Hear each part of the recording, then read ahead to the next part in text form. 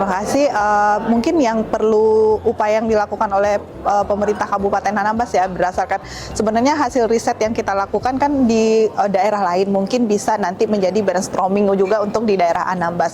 Salah satu temuan riset kita itu adalah dari sisi tata kelola. Jadi kita harus melihat betul bagaimana fokus ke tata kelolanya. Yang kedua yaitu dari gap yang bisa kita lihat itu juga dari sisi aktor-aktornya. Kita sudah juga bisa memetakan aktor-aktor mana yang terlibat dari sisi pariwisata dan maupun dari perikanan. Nah, dari aktor ini nanti gap-gap lain itu bakal bisa kita petakan. Jadi upaya-upaya yang harus dilakukan di awal itu berdasarkan temuan riset kami juga di tim, itu kita juga harus melihat hub-nya di mana. Kalau dari sisi pariwisata kan ada tourism hub namanya.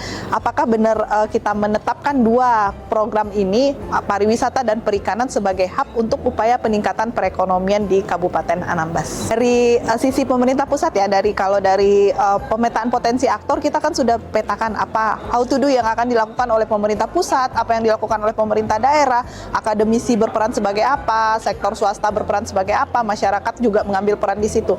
Nah, kalau untuk pemerintah pusat sendiri, tadi dari paparan dari teman-teman Bappenas juga sudah bisa kita ambil poin pentingnya, karena sekarang RPJPD sudah disahkan menjadi undang-undang dan ada poin salah satu yang pintu masuk kita yaitu dari RPJMN.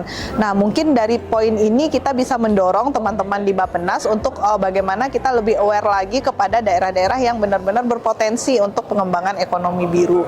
Nah, selain itu tadi juga bersama kita juga hadir Bapak Dirjen KKP juga dalam pemaparan beliau juga sudah melihat bagaimana potensi-potensi daerah kepulauan ini yang bisa juga dikembangkan. Nah, jadi itu juga bisa lihat ke KL teknis. Kalau untuk KL teknis lainnya yaitu Kementerian Pariwisata. Nah, kalau untuk periode Pak Prabowo Gibran ini kan pariwisata dan ekonomi kreatif terpisah.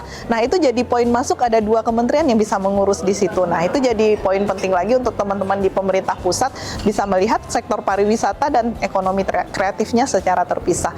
Nah, untuk BRIN sendiri mungkin kita bisa ngambil peran dari penguatan riset kita yang kita sediakan forum-forum seperti ini untuk mengadvokasi teman-teman di pemerintah pusat maupun pemerintah daerah untuk kita pertemukan di dalam satu forum untuk berdiskusi, oh ternyata kita menemukan benang merah dan point of view-nya itu seperti apa. Mungkin seperti itu yang bisa kita jelaskan.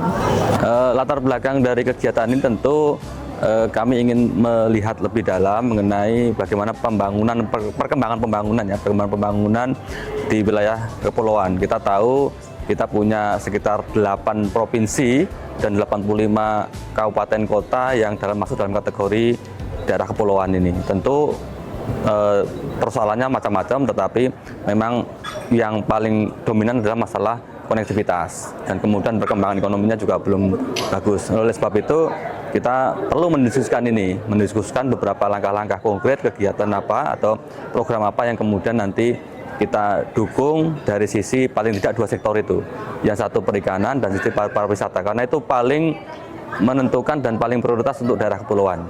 Nah, ini yang perlu kita dorong. Tentu diskusinya banyak sekali. Tadi kita mendiskusikan mengenai kewenangan di pemerintahan, baik itu di level kabupaten itu sendiri maupun lintas level pemerintahan antara kabupaten, kota, kemudian provinsi dan pusat. Nah, itu yang perlu kita gali, dan tadi alhamdulillah kita sudah menyimak banyak hal termasuk kebutuhan daerah itu sendiri dan juga apa yang sebenarnya pemerintah pusat harapkan, baik dari sisi sektoral misalnya perikanan dari KKP tadi misalnya, atau mengenai perencanaan pembangunan selama 5 tahun ke depan paling tidak. Itu yang menjadi itu.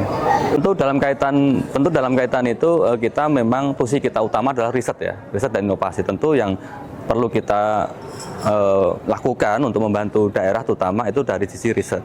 Jadi paling tidak kita memberikan penguatan data-data untuk meyakinkan misalnya pemerintah pusat bahwa misalnya Kabupaten Kepulauan Anambas ini layak misalnya untuk dijadikan sebagai daerah prioritas, daerah pariwisata super prioritas DPSP, yang kita tahu Kementerian Pariwisata itu akan menambah lagi dari 5 DPSP atau daerah pariwisata super prioritas tadi menjadi 10, jadi tambah 5 lagi. Barangkali mungkin Anambas karena memang potensial luar biasa bisa jadi menjadi salah satu kandidat untuk bisa masuk ke dalam 5 itu. Nah, tapi memang tantangannya masih berat, kita harus melakukan riset dan penguatan data-data sebelum kita yakinkan kepada pusat bahwa Anambas itu layak bisa menjadi bagian dari 10 DPSP nantinya begitu. Kalau kita bicara sejauh mana kemajuan tentang pariwisata beserta dengan dukungannya, memang pariwisata Anambas itu alhamdulillah secara destinasinya itu sudah alami. Kemudian untuk bagaimana kita menyediakan daya tarik keindahan alam yang sudah ada itu supaya masyarakat berkunjungan ke sana. Inilah perlu dukungan dan perlu usaha upaya ikhtiar kita, baik itu dari pemerintah dan seluruh stakeholder yang ada di Kepulauan Anambas.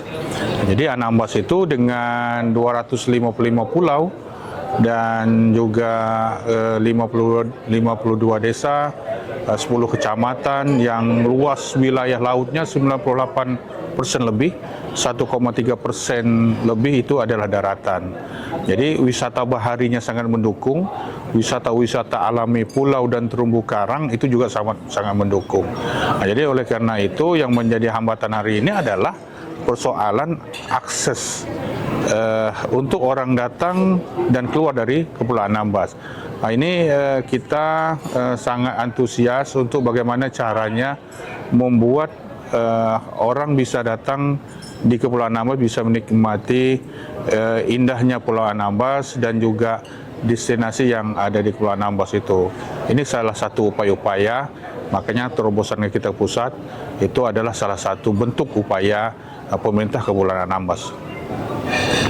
Yang kedua Pak Bupati, apakah harapan Bapak yang terdekat saat ini kepada pemerintah pusat, stakeholder pemerintah pusat, baik itu kementerian-kementerian yang ada, untuk meningkatkan perekonomian masyarakat di Kepulauan Anambas, khususnya sektor pariwisata dan produk perikanan?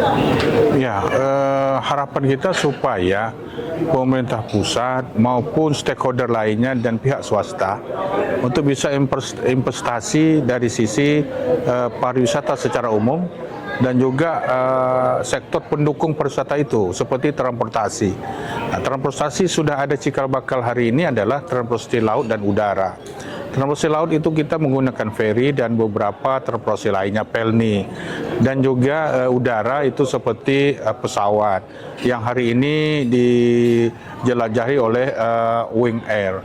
Nah, dengan adanya transportasi yang baik, yang bagus, yang presentatif, ini salah satu juga orang datang pasti ekonomi akan naik karena kuliner, kemudian seni budaya di sana, kemudian juga aktivitas masyarakat berkarya di sana itu sangat optimis dan juga sangat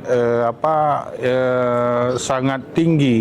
Namun daya belinya kurang, daya peminatnya kurang, maka ini juga akan melemahkan perekonomian di sana. Jadi oleh karena itu saya memandang bahwa sektor pariwisata ini apabila dikelola dengan baik dan disiapkan semua sektor dukungan yang baik, pasti daerah juga akan bangkit pendapatan asli daerahnya dan ekonomi masyarakat juga nanti pasti akan meningkat, juga akan tumbuh dengan baik. Itu harapan kita. Yang terakhir Pak Bupati, harapan Bapak terhadap BRIN sebagai sebuah lembaga riset dan inovasi di Indonesia terhadap Kepulauan Anambas. Apakah harus ada riset lebih lanjut lagi untuk menguatkan kepada pemerintah pusat untuk mendukung Kepulauan Anambas dalam sektor pariwisata?